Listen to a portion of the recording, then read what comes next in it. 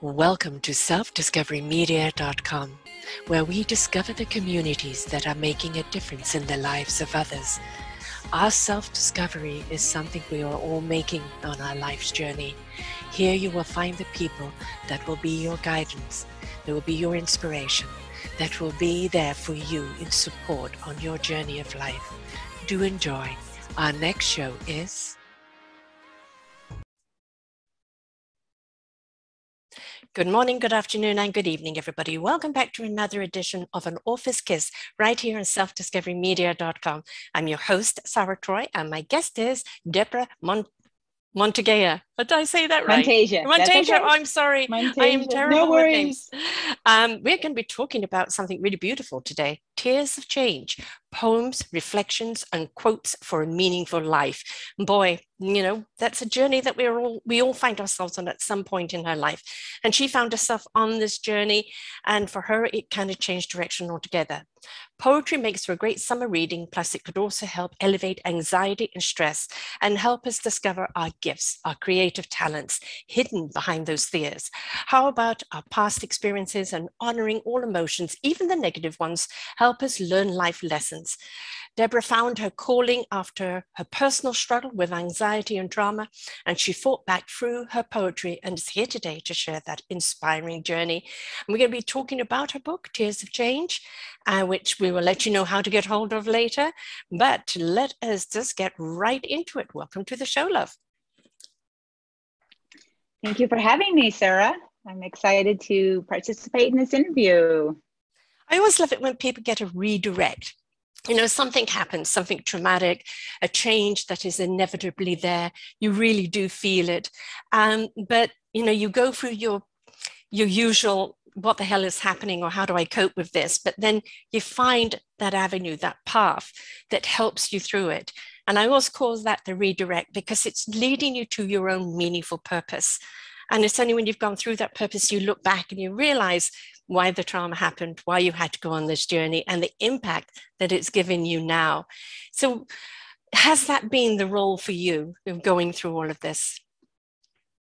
Yes, very well said. Absolutely. Because when I was going through, I was in my early 30s when I was going through this acute anxiety, and I was at a point, I was like, why is this happening to me? You know, I'm not a bad person. Why am I going through all this pain and suffering? And what does it mean? And it just, and anxiety is it's so debilitating. You really don't know where it's coming from. You can't pinpoint it, like say, oh, I'm getting this thought from such and such, or I'm getting this thought from here or there. And that's what the scary thing about anxiety is you start to develop a fear of a fear. Mm-hmm. Oh, you hit it. And there. then yes. Yeah. And then it escalates. Yes. And then you want to isolate yourself, and yes. then you don't want to go anywhere. I remember when I would go to church, or I would go to certain events, I would always have an escape route, right? Mm-hmm. Okay, how can I get out of here if I go into this panic attack? Because they're panic attacks. Yeah. They're full-blown panic attacks. Your heart is racing. You're clammy. Your mind is just like, I don't know where your mind goes with anxiety, just wanders. And, you know, you just don't feel yourself. You don't feel in control. And that's a very scary feeling. Mm-hmm. And to live like that every day, it took me 6 months to work through my anxiety, and I don't get it anymore. Thank God. Yeah, I work through it all. So and that's one of the reasons I wanted to put my book out there, because I wanted to help people and be of service to people, to let them know, as debilitating as that was, and just how you opened up so beautifully. We all go through things. We all go through our challenges. We're all human. Yes. They come in different forms and shapes and sizes, and you have to get off your sword, you know, and say, why is this happening to me? Because that's what I was doing. Why me? I'm not a bad person. What's happening with all this? But look what manifested from it some years later. Exactly. I had absolutely no idea I would become a poet. I mean, I didn't study poetry. I didn't study writing in school. I just extracted a lot of my poetry and work from the healing process of anxiety. Because I was part of the healing process was journaling. I'm sure you're familiar with that, right? I would journal, and that would help alleviate some of it and try to get to the core and the root of the anxiety and what was causing it. And from that, I just decided to turn some of my emotions into poetry. And I have Fear Not Foe But Friend. And that poem takes you through the physical aspects of anxiety, the heart palpitations, agitations, the mind racing, the clamminess. And I always say emotions are so powerful and you really need to work through them all. And when you don't work through all your emotions, which is what I did not do throughout my whole life up until that point, I would stuff them. So I was diagnosed with suppressing my emotions. Yes. Yeah. So, you know, if I was angry at someone and I don't like confrontation, instead of challenging them in a very professional, respectful way, I would just kind of sit there and go, okay, you know, yeah. Now I know better. I was taught, speak your voice. And it doesn't have to be, you know, argumentative or anything, just kind of casually work through that feeling so it goes away. Yes. If that makes sense. 100%. I mean, you've hit on two or three things I want to address here. Okay, good.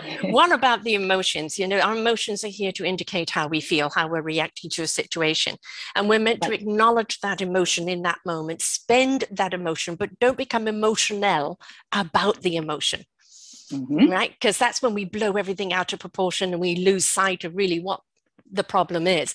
The other one that you hit on was the afraid of fear. How many people are walking around fearful? And if you say to them, but what are you really fearful about? I don't know. I'm just afraid. And that I think is a lot to do with, you know, media. I call it the, you know, the Fox News syndrome. Take a pimple and make it into a volcanic eruption.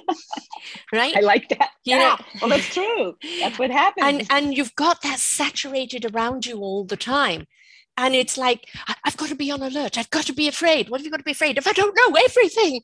And it just takes over completely. And you lose all sorts of rationale around it. Because how can you think clearly when you're in that state of high alert and high fear all the time? So you're there. Where does the anxiety come from? Well, the suppressing of the emotions, you know, not even knowing how to articulate the fear because you really don't know what you're afraid of. And you just know it's consuming you. And you have to do something about it because you're going to be that pimple that's going to explode. It's going to pop. So you hit on some very good points there. And, you know, we don't realize where it comes from. And it's like, but I don't know what I'm afraid of. I don't know what I'm anxious about. Accumulation of all that suppression. It has to explode at some point. But when we allow it to explode, look at the gifts that it reveals. You didn't know poetry. You didn't know writing. It wasn't on your radar at all. Podcasting was never on my radar.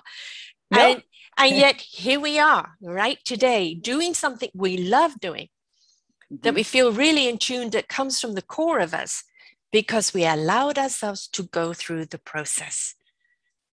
You can't achieve anything without going through that process.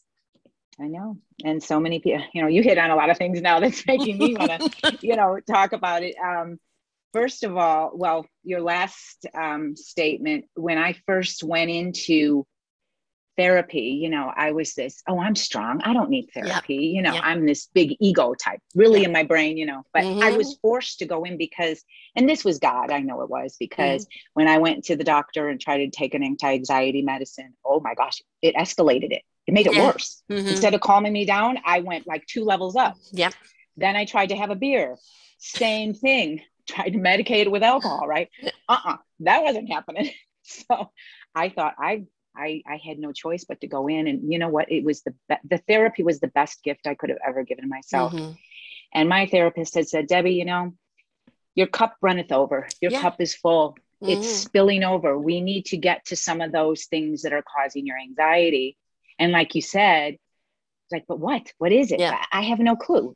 She says, well, that's what we're going to find out. And boy, there was a lot of pain in there. There was a lot of tears. That's how my book was born. I can get into that later. A lot of water, a lot of crying, but a lot of processing. Yes.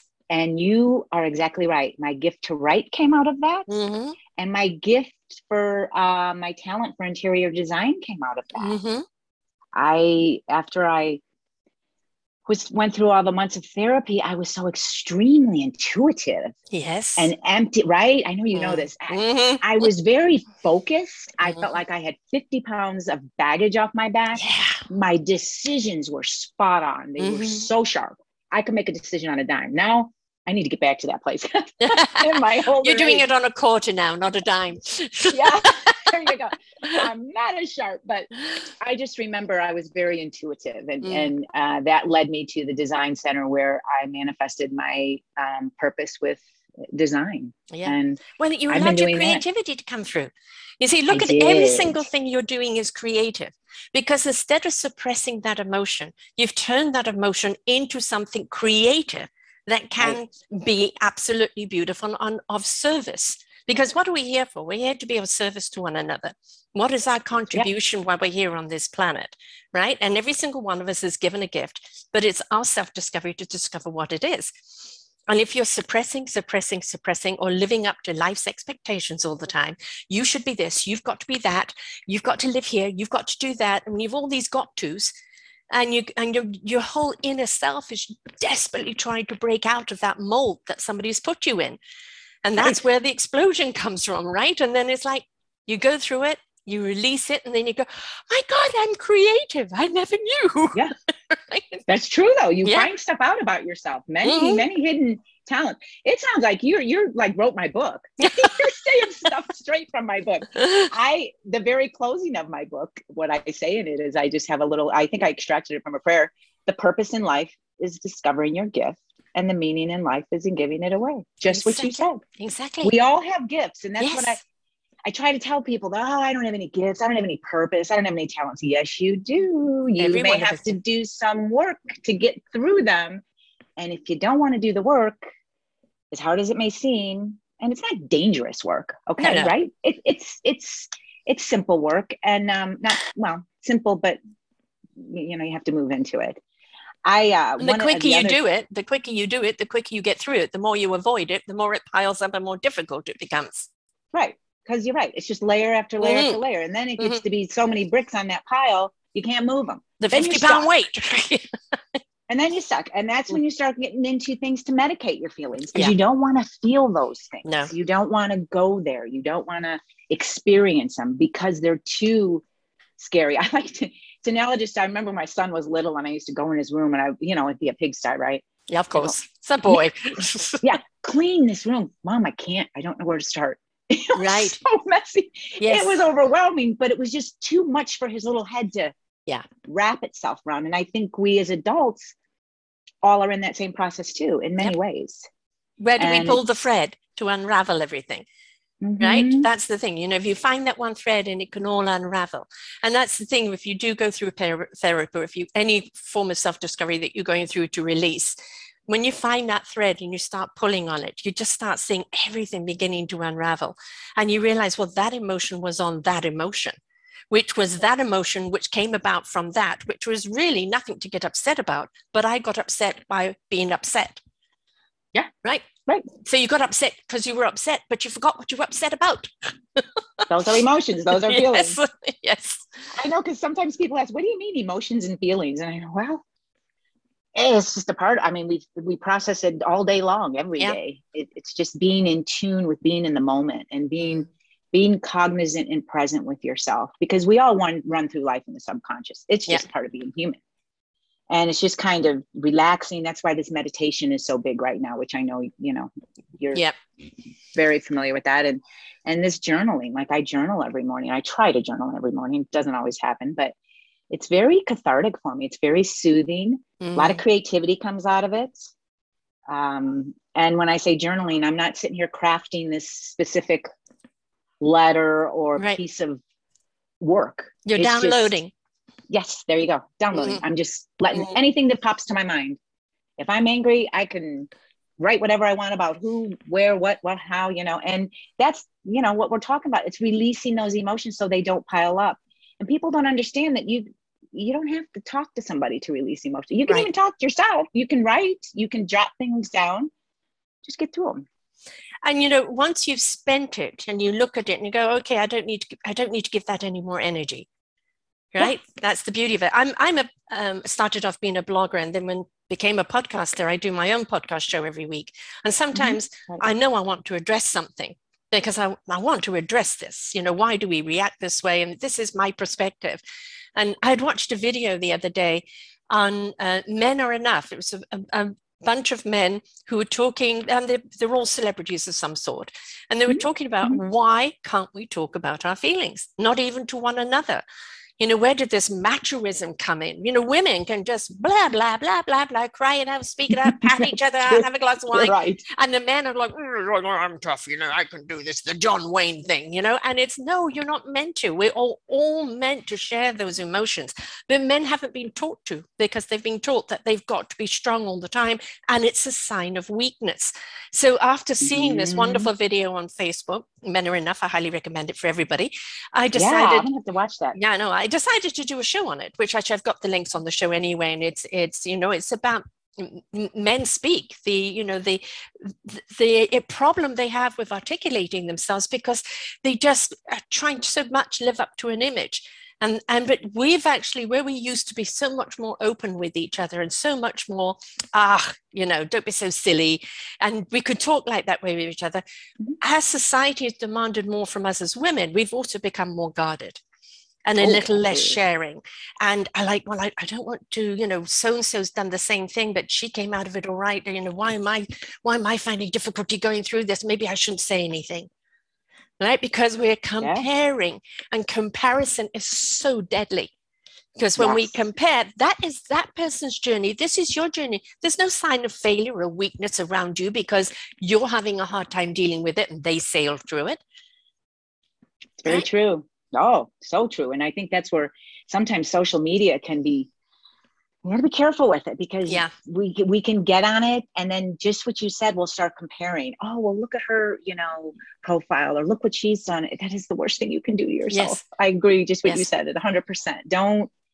You don't want to start getting into that dialogue, because you're just as beautiful as anybody else. Maybe you're not in the same place they are yet. Right. Exactly. That's part of your growth process. Yes.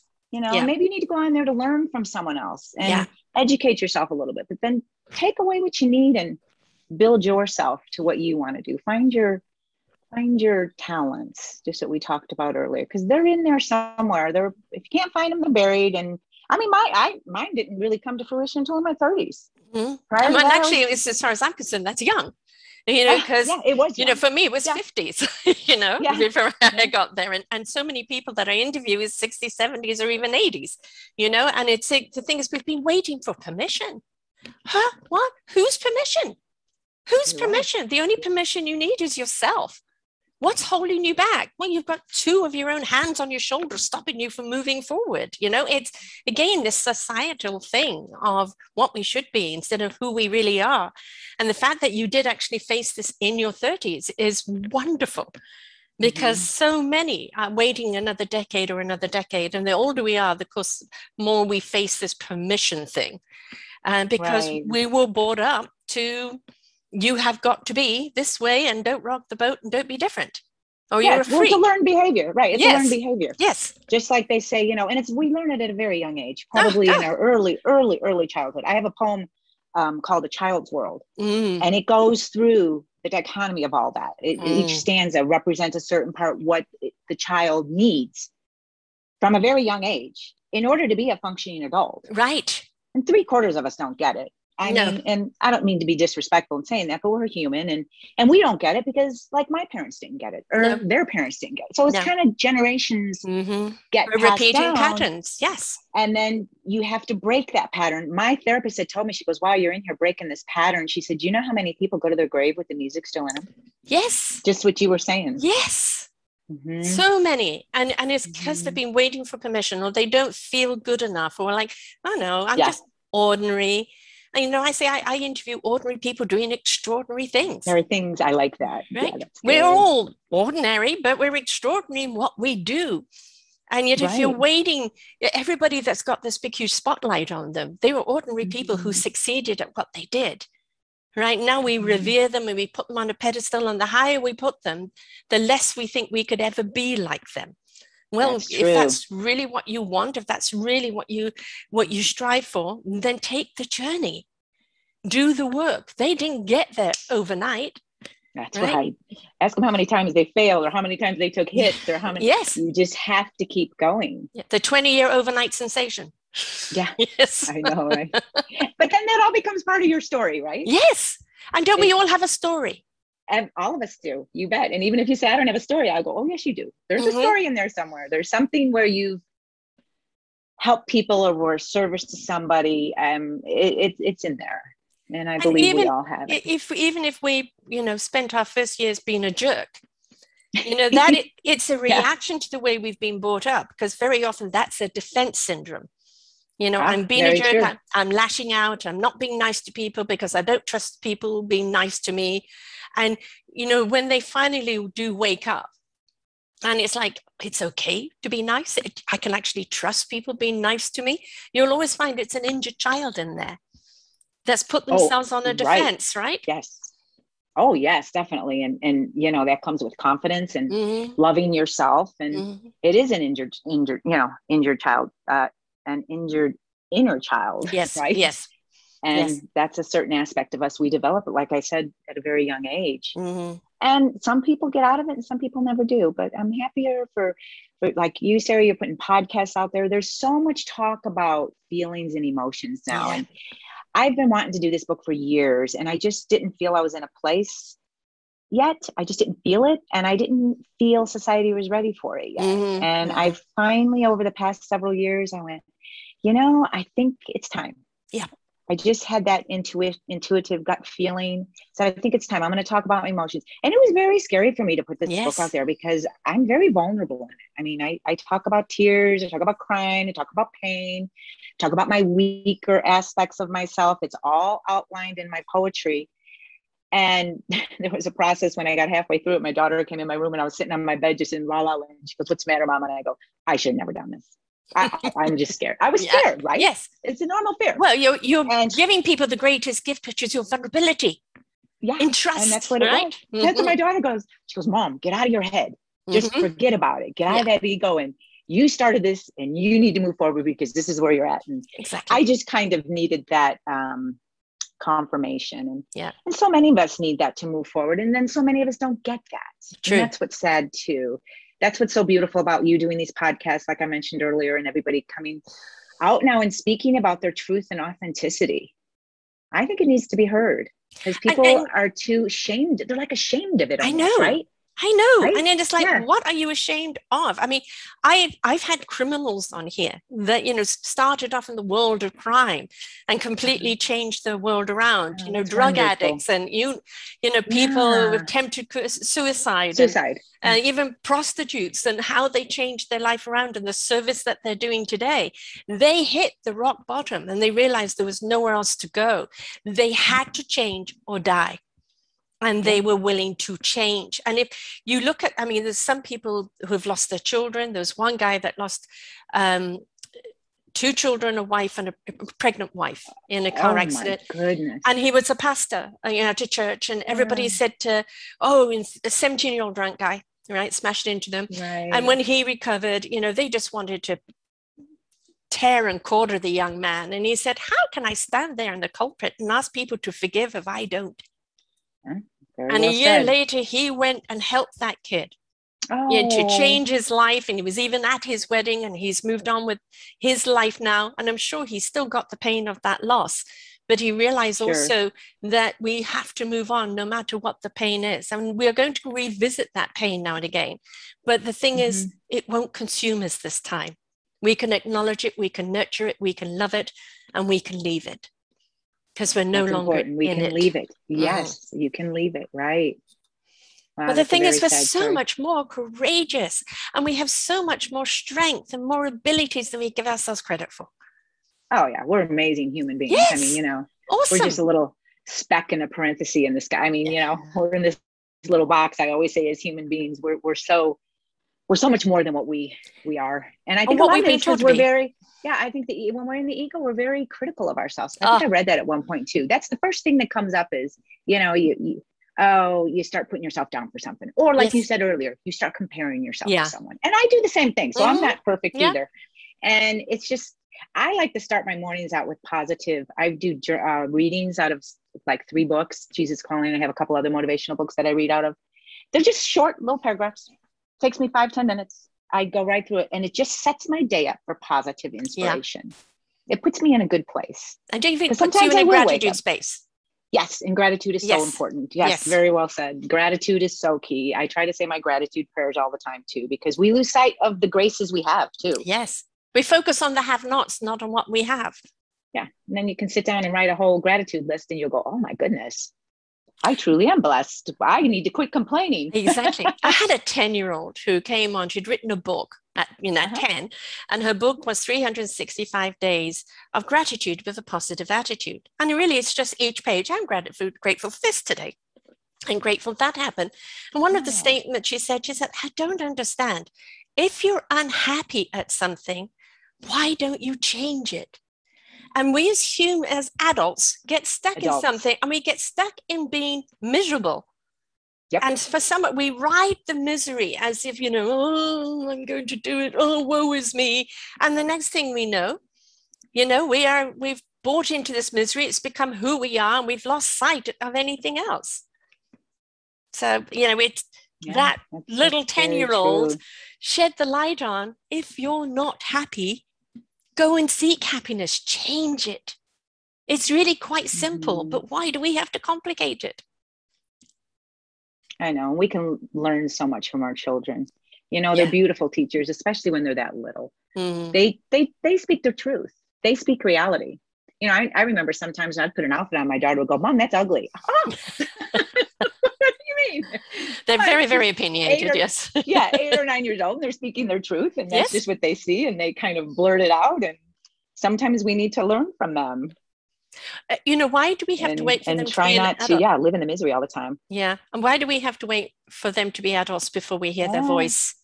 They have so much wisdom because they're living very much in the now. They're very honest. They see things just as they see things and not through filters, as we've gone and put this filter and that filter and that filters in order not to see it really for what it is. And they see it what it is, and they call it as it is. And I think it's a good reminder, obviously to do with respect and decorum, but to be honest, because it takes so much energy to lie to yourself, or to even lie to other people about yourself. Right. We're flawsome. That's true. Right? We're flawsome. If we all understand we have beautiful flaws, but that's what makes us unique. That's right. And each one of us are unique in our own way. Yes. I agree with that. So does the poetry just kind of pour out of you now? Or do you just download or allow or get into a space and it just comes out? Yes, that happens. And sometimes it's a little bit more challenging when I come up with an idea. Sometimes I'll get an idea and I'll make note of it, and then I'll go back to it, and I may get writer's block. And then I'll start just bulleting something or doing a little phrase or highlighting something. And then other times my poetry does pour out of me. I had a lot of poetry pour out of me when I was in therapy. Yeah. And a lot of that I didn't put in my book. A few of the poems I did. But it just all depends, on how I'm inspired. Like a few months ago, I read the documentary of the Beatles. We all love the Beatles. Yeah. And oh my gosh, yeah, right. And I read that, and after that, I was so inspired. I sat down and wrote a song or a poem, whatever you want to call it. And that poured out of me. Right. That's what you said. It was just, it flowed. Yeah. I was in that creativity moment. So I would say it could be half and half. Sometimes I work at it, and other times it just really flows. Yeah, that's how I do my shows. I may have a topic or even sometimes a word. I press record and out it comes. And then sometimes, I've written down a few sentences first, and I have to kind of get into the flow of it. Once I'm in the flow, I'm a go. Right. But sometimes it might take a little while to get into the flow. Do you find that also is the way with your interior decorating, that sometimes you just see something and it's like, oh, the fluidity of this here, that there, and that there. And then other times I have to kind of work on it a little bit to see the vision. Yes. That's very well said. That happens a lot. Sometimes with, people sometimes ask me my writing process steps, and I said they vary. I think the biggest challenge is in the editing process. I'll get a lot of my thoughts down, and it's all about editing when you write, even if you write a nonfiction or a fiction book, right? I mean, it's about the editing and getting it just where you want it to be, taking out the redundancy. So when I write, I use probably the same word 5 times in one paragraph sometimes. So I really have to go back, but that's how I get that the thought process down, like you were saying. Then you go back and you tweak it. A thesaurus is my favorite book. I love the thesaurus. And because I love playing with words. I like finding new words, and then I like to rhyme. I like to do my poetry with a little bit of rhyme. So I incorporate different things. I'm like I said, I'm really not schooled in it. So it's just kind of something that I trust myself and honor because it comes from my heart and my truth and my authenticity. And it just Do you ever share materializes that way. Do you ever share any of that on social media? You know, I never have been on social media much. And I do. I have a Facebook page where I put more of my interviews on. My daughter keeps telling me to get on Instagram and start putting little pieces of your poem in there. Mm-hmm. And I think I may start doing that to build more of a base up. Yeah, I've had a wonderful woman, 82-year-old Esther Schifrin. Oh, I love it. 82. 82. Yeah, I love it. Still plays the piano, still dance, still artist, still writes. But every single day of COVID, even till now, she does a poem every day, a rhyme. And it's, you know, whatever's going on, she rhymes about it. And it just amazes me, some of the stuff that comes out of her, you know, and she's just completely in that flow. And, you know, now she's back out there playing music for the seniors at the various places, you know, cheering them up.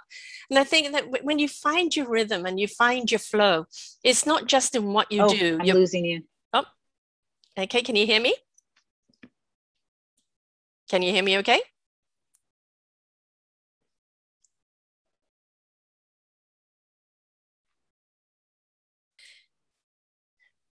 So we had a little glitch there, folks. We're back. But yeah, we did.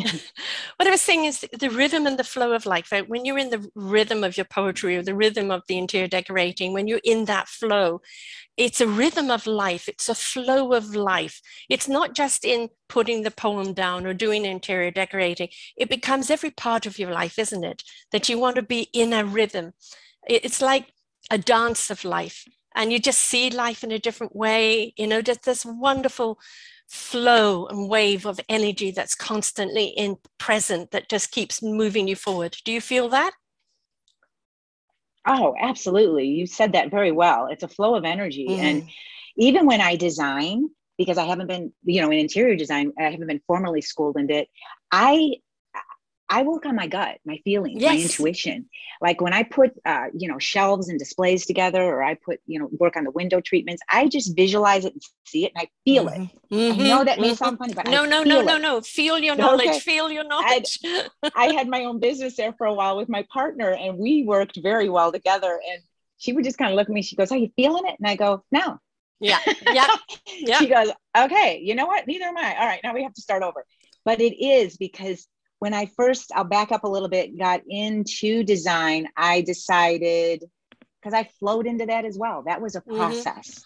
I was just working in the storefront, selling furniture and accessories. And then all of a sudden people were coming in and wanting me to put the rooms together. Then all of a sudden I'm going out to their houses. So it just ended up in a full blown design. But I truly felt that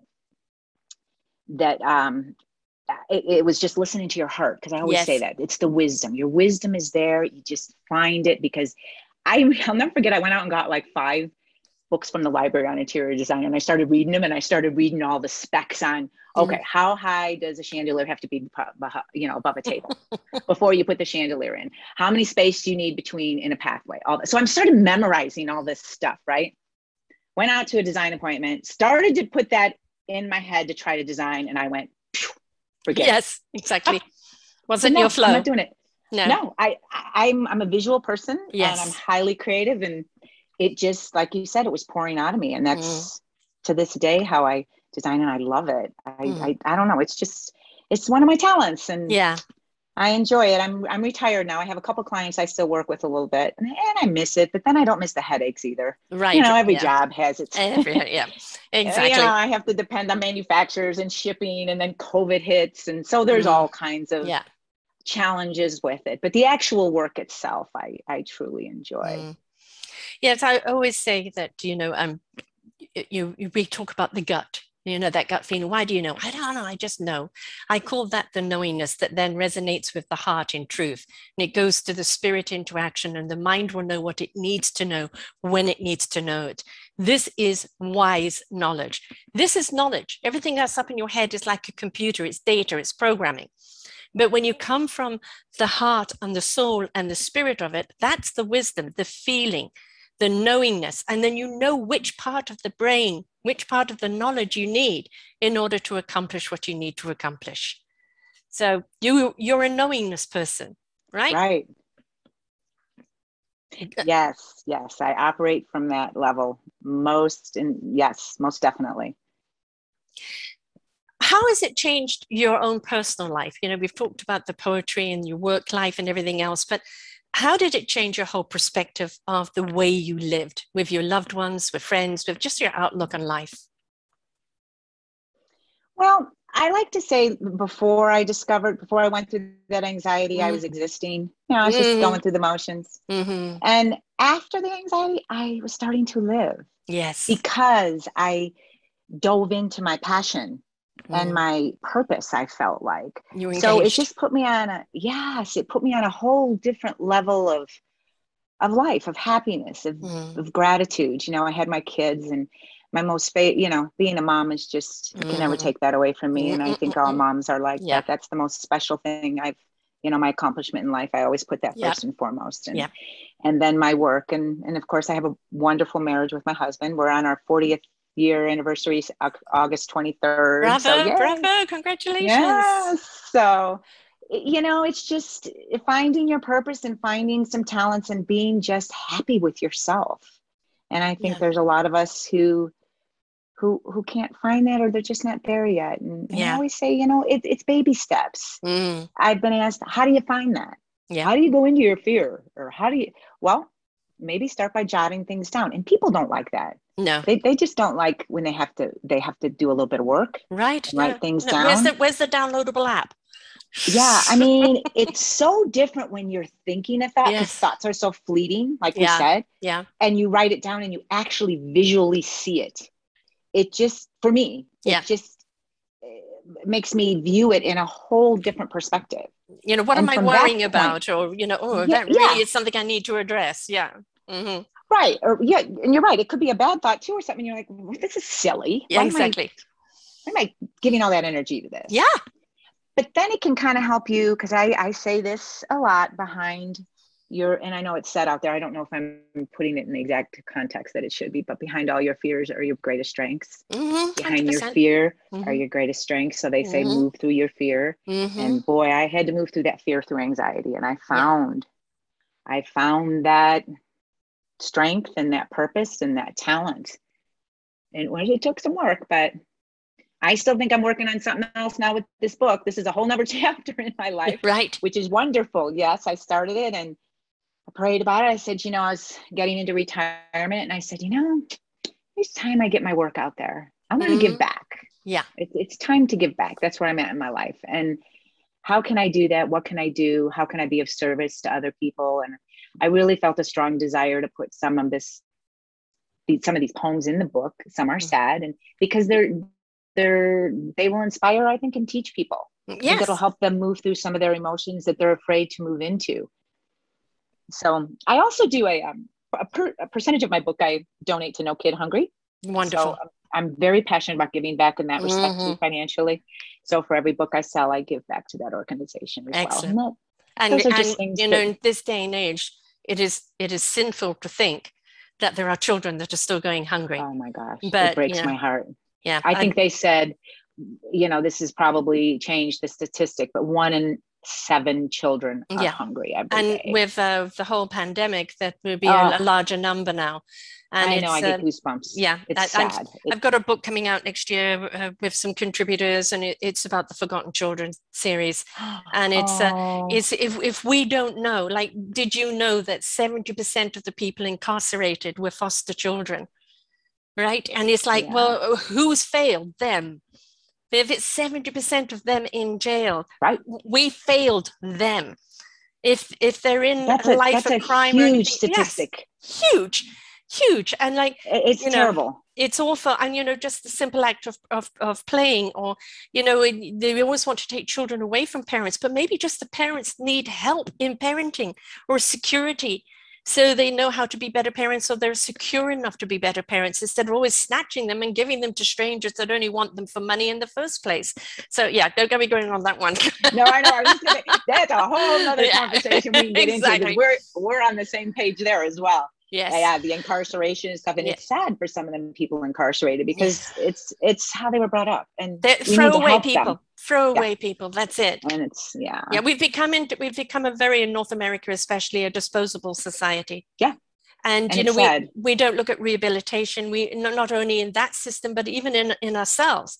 You know, like, well, I failed, so therefore, you know, and industry does this as well. You make a mistake or you fail at something, let's toss you out. Next, you know, and it's no, because it's through those failures, it's getting back up, it's finding that strength, that courage, those abilities that we truly become what we're meant to be. So don't penalize somebody for falling. Instead, help them get back up. Right. It's just part of the whole process. It's part of your story. It may take a year. It may take 5 years. It may take 10 years. I don't know, but you have to keep, well, how many celebrities do we see today that talk about either bipolar or anxiety, or, you know, even at the top of their game, you know, feeling suicidal? And it's look at the ones who have gone. Yeah. Yes. And the ones that have gone, and well, they had it all. Well, that was the problem. Right. They had exterior all, but what about the interior? That was lacking, right? And that's most important to me, I think. That's the true enrichment. That's the true abundance of life. Yes. Right. So, you know, don't judge a book by its cover. Don't judge people, right? Because I agree. We don't know their story. We don't know what they're going through. We can't say, well, aren't you through that yet? No, everybody has their own time and journey. We can't do it for them, but we can encourage them. We can support them. We can lead them to water, and they won't always drink. But if you leave them long enough, they're going to realize they're thirsty. Right? And they'll drink when they're thirsty. So, you know, I do these shows, bringing on people like you, sharing your wonderful story of where you are today and what you're giving back, just to show people that we've all gone through things, but look at what we can become if we're willing to take that journey. Yes, very well. That's the whole purpose. Yes, look what you can become. That was the purpose of my book. Look what I went through and look what you can become. Yes. Because don't be afraid. We're all here for a reason, as you stated earlier, and we all have talents to share, and we're all connected. I talk about that in my book too. We're all connected through a river of love. And we're all here to help each other. And you know, it's not the river of hate which we see perpetually thrown at us. It is the river of love, and it only is love. Self-love, love of others, love of life, love of source, God, whichever energy you wish to call it. It's all that love that you put out there that raises the frequency, that allows things to grow more abundantly. And that love starts with you loving you. I have a poem on that too. Love thyself most of all. It's God rendering a wake-up call. That's one of my stanzas in it. And it's not being a narcissist or anything like that. Right. No. Right. There's a difference there of love thyself most of all. And because when you love yourself, you can truly give back that love. True. When you don't, 100%. Your cup runneth over. The right cup. You can't give it, because you can't give something you don't have. Right. And I know people in my life who've been like that. They can't give the love. They can't share their love. They're very negative or pessimistic and just can't really find a true harmony with themselves, right, or with anybody else. Because if you can't find it in yourself, you're not going to find it anywhere else. No, you know, as Popeye says, I am what I am. You want to stand tall in who you are, but know that you've honored yourself. You have done for yourself as you would do for anyone else. Love them, nurture them, care for them, guide them, support them. Right. And it's contagious. And it's contagious. It's a good contagious. So, and that's I'm glad that you've, you know, you've got sad ones in there. It's not all about, you know, the joy and the breakthrough of what you've had, but the sadness as well, because people need that relatability. You know, I could feel the pain in that poem. This is where I'm at right now. But I read another poem where she's no longer in that pain. How did she get there? How did she get there? Because she's clearly got there. What can I do to get there? Because that's where I want to be. Right. Yeah, that's the reason I put the book out there. Right. And I put the sadness in there. I had read a review. One person had said, it's hard for me to relate to this book, meaning my book, Tears of Change, because obviously this person's been through a lot of pain and I haven't been through that pain. And then she also had made a comment, and I haven't had children. So I have several poems related to children. And I respected that review, because she couldn't relate to it. That's fine. There'd be something else out there for her. But if exactly. But if my book was all on happiness, how related, you know, how does that resonate with people? That just misery loving misery company, right? And yeah. So you're you have to have a talking little bit of about, everything. yeah, you're talking about from the misery, from the pain, from the anguish, I became. You know, you look at the winter, everything goes barren. You look at the Right. soil, it's hard and cracked and no life about it at all. And then comes the spring with the rains. Rain, please. You hear that? We need Yes. you. And you start More than seeing, ever. yeah, we start seeing the flowers growing up in between the cracks of the soil, and the soil soften up. And the next thing you know, there's a whole field or the grass has come back to life again. If we nurture ourselves with that rain of love and allow ourselves to grow and blossom again, right? You know, we're all seasonal as well. We're going to have, just totally. because you're happy and purposeful now doesn't mean you don't still have sad days. But That's right. You know how to look at them, you know how to nurture them, and you know how to let them go. And process it. Absolutely. Yes. And know that tomorrow's going to be another day. Exactly. I kind of had a bad day yesterday. I was just kind of, you know, moping around a little bit. Yes. I think there was something, you know, something out there for as empathic people, because I was down yesterday. You too, huh? I was just feeling the pain and the anguish. Yeah. I was like, I can't stand this feeling. So I think something was definitely out there yesterday. Well, you're an empath too, aren't you? Yes. You absorb a lot of other people. Yeah, way too I'm much. Extremely so. Yeah, well, that was one of the things I had to work through in therapy too. So you've got to learn to release other people's energy and start, you know, so there's room for good stuff to come into your life, because I just take on too much. And that was a learned behavior, because I come from a family of 6 siblings. So I was the second from the oldest, obviously. You know, you have to take on a lot of responsibility at a very young age. But yesterday was strange. That's funny you said that too. But today, you know, I woke up and I was different. I had some coffee and I went, okay, I'm going to start out today a little bit different. I'm going to read my little motivational things, and it's opened up. I was cat sitting for my daughter, and they came home late last night. And the moment she came home, she put Baba in my hand, and he started telling me, he's 5 months old, started telling me all about, because he'd been to a birthday party, he'd been there, and he's chatting away, and he's like he's having this wonderful, intense conversation with me, and there's a beam on my face, and all the sorrow I'd felt through the day just went completely. And this morning she brought him into bed with me, and we had another conversation, and all the sorrow of yesterday is gone. And we've got to remember, if we do feel down like this and we find it hard, go and look for something that you know that lifts you up. It could be a walk in the park. It could be a swim in the sea. It could be a walk in the woods. It could be around children or animals. Find something that gives you that automatic smile because it touches your heart. That's true. You know, I went for a walk last night and I felt much better. That's very true. I took my dog out and I was walking, you know, on the other street, and I said, wow, I'm feeling a little bit more with a bounce in my step. I needed to get out probably. I was probably too much in the house, in my space, in my head. Sometimes I got to get out of my head, because it just, the ego can press the download. Boom. Does your dog know when you're like this? I think they sense it. You know, I think dogs are little spiritual beings that are wrapped around us. I truly believe that. I have a poem on in my book that I just love. It's one of my favorites. It's called Passing, and it's about a dog's death and how it moved, you know, through our emotions and everything. And I think dogs are such an important part of our lives. They bring so much joy. And I think they feel it. Well, my daughter has cats, and you know, they're more aloof. My son has dogs, so when I go over there, you know, I'm grandma to the dogs, and the dogs are literally on top of me the entire time. They're just giving me so much love. I lost my dog 6 years ago, and I still miss her desperately today, because she just knew. And a quick story of another dog I had, and this is how intuitive they can be. I was also given an antidepressant, which they took off the market after people committed suicide. And I'm in South Africa driving along a cliff road, and it cliff down to the water here, and there's a bend that comes very sharp up at the top, but you can you can stop there and look over because it's a lovely view. But it's also known as the suicide cliff.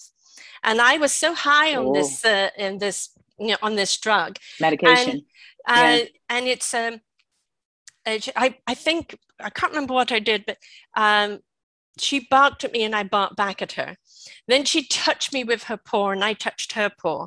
And then she lifted her entire body and threw it on top of me, and I was driving a gear shift. And I came to a stop with my tires on the edge of the cliff.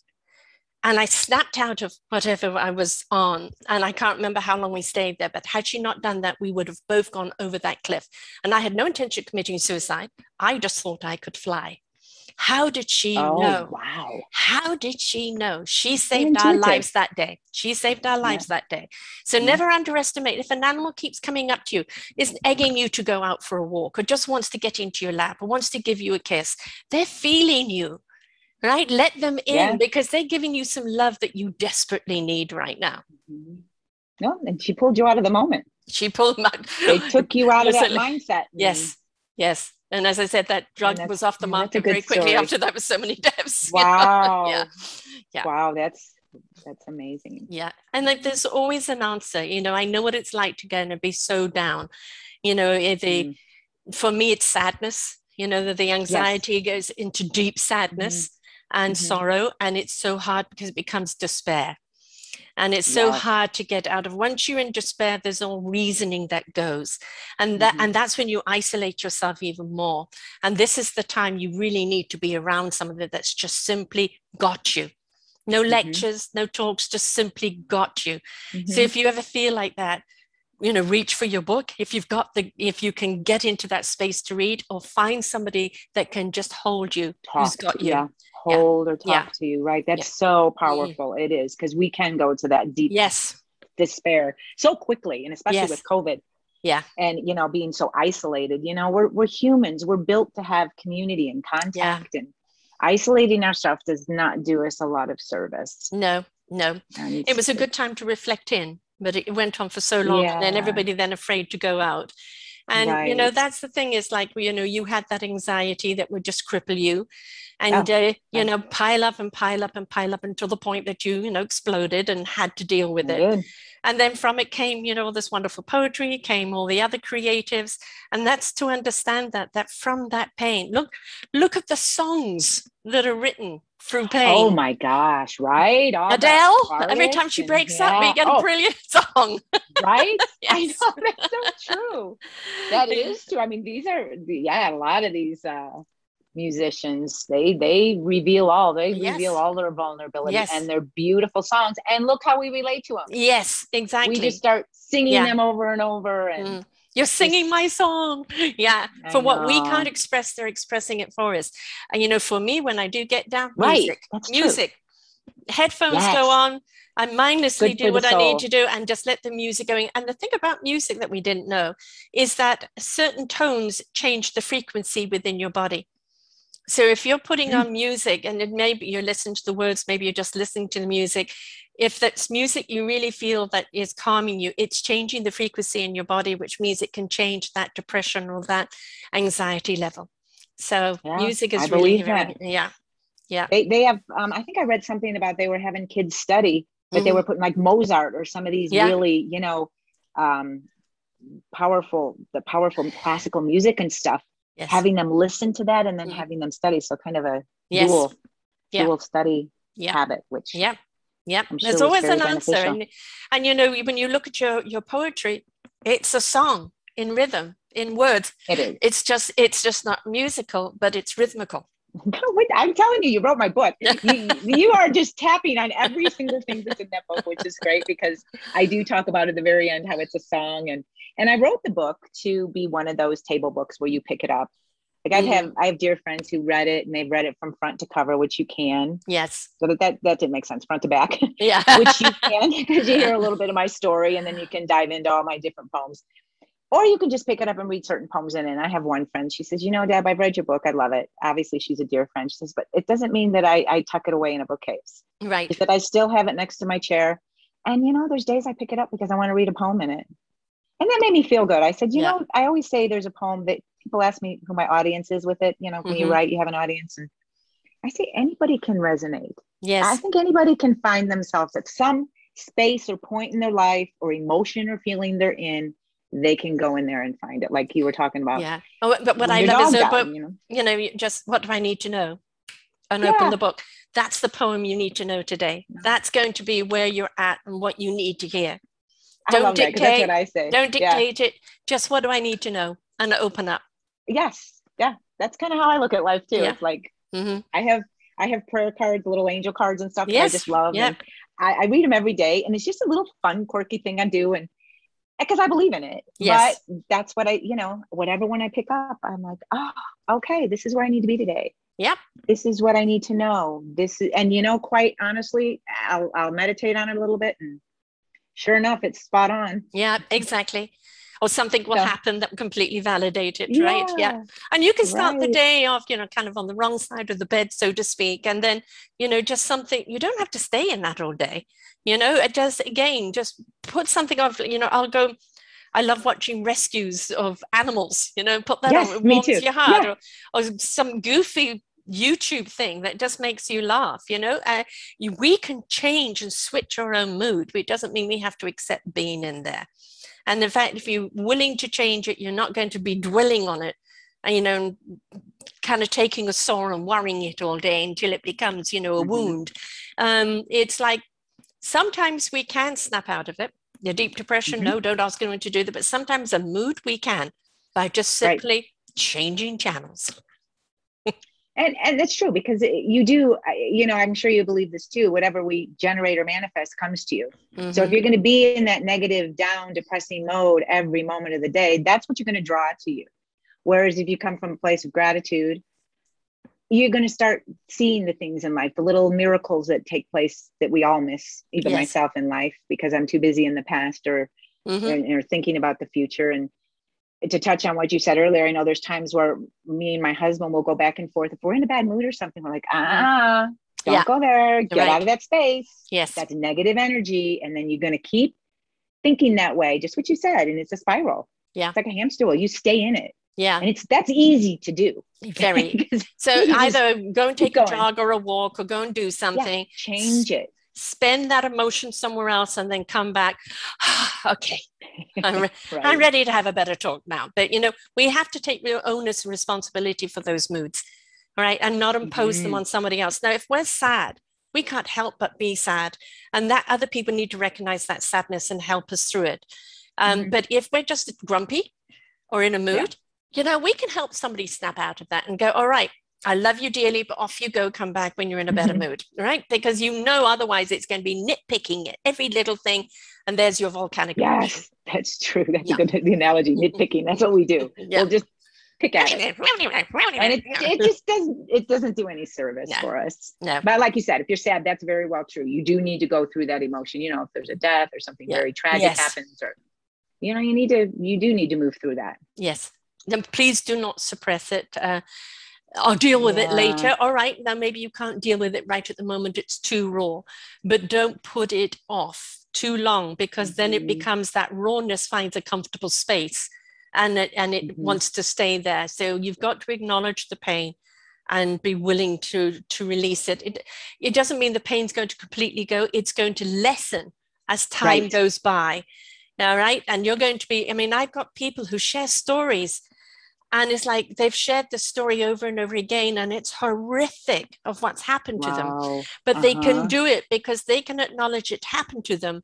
It's no longer them. They're no longer in the pain. So they can address it as to where they were at then and where they are now, because they were willing to go through the process and no longer be that pain. And so whenever you are in a pain or an anguish, know if you're willing to go through it, get the help you need, do whatever you need to do to help you get through it, there is beauty on the other side.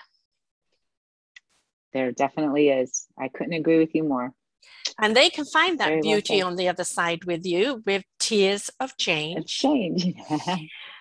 Right, the poems, reflections, and quotes of a meaningful life. And where can they get this book, love? They can get this book off my website. I have links there to Amazon and Barnes & Noble and some other sites where they can purchase the book. It's tearsofchangepoetry.com. But I would also like to say I have the website. People can find a little bit more out about me if they go on that website. But I also sell about 4 of my poems in that book as poem overlays. And what I mean about poem overlays, like this is my, let's see if you can see that. This is my child's world poem.